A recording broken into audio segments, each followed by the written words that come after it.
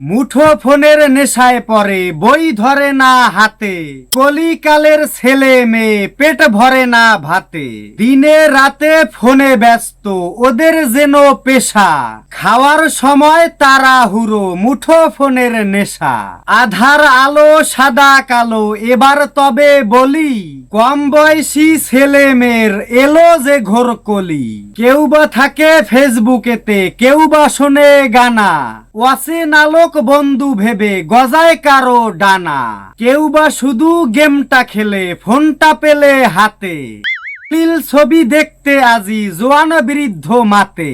লেখা পড়া গোল্লায় গেল মোবাইলে গেম খেলে, চ্যাটিং কলিং রঙ্গ দেখে দিনটা কাটায় হেলে,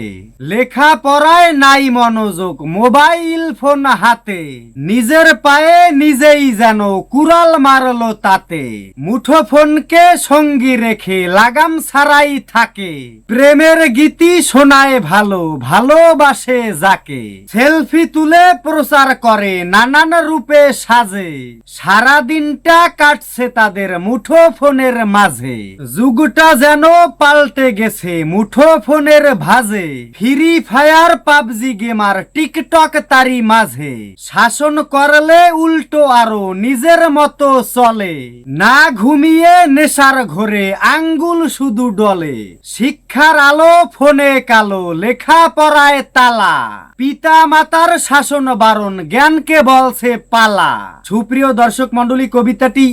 ইয়াসির আরাফাত ভাইয়ের লেখা। সবাই তার জন্য দোয়া করবেন এবং কবিতাটি যদি আপনার একটু ভালো লেগে থাকে তাহলে অবশ্যই আমাদের পেজটিকে ফলো দিয়ে ভিডিওটি শেয়ার করতে ভুলবেন না। ধন্যবাদ সবাইকে।